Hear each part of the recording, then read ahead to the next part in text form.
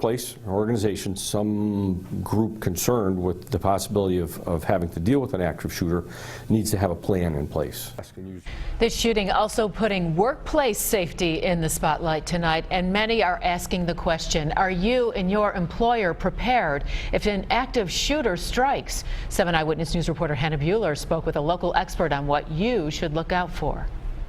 So I think there's two things we're talking about, and that is whether or not your organization has an active shooter plan in place and whether you've practiced it. Steve McMartin is a recently retired senior special agent for the Department of Homeland Security. He's currently a professor at Medaille College. As a former law enforcement officer, McMartin has extensive training when it comes to active shooter situations.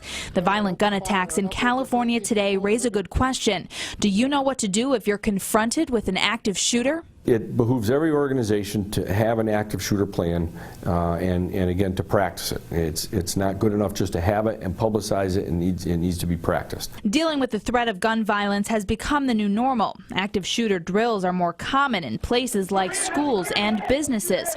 But still, many people, especially in the workplace, don't know how to react if confronted with a violent situation.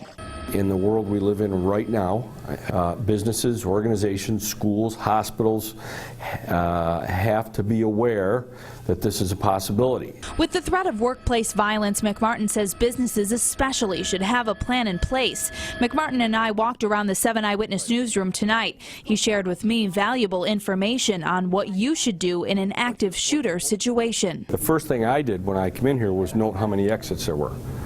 And I knew there was at least 2. There was this one to my back and that one.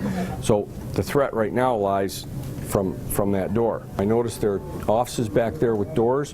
What people should do is, if they have access to an office like that, they should go in, lock the door, turn the lights out, and make it look like the office is unoccupied. McMartin says the true test is if you come face to face with the shooter.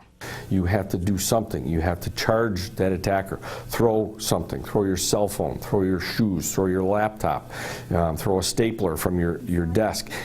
Center. McMartin tells me the chances of us coming in contact with an active shooter are slim. However, it's extremely important to have a plan in place. If you're an employer or a business owner and you're looking to start an active shooter drill at your business, I have posted all of that information on our website. We're at WKBW.com along with this story. I'm live in the newsroom tonight. Hannah Buehler, 7 Eyewitness News. All right, thanks, Hannah. Some good tips there.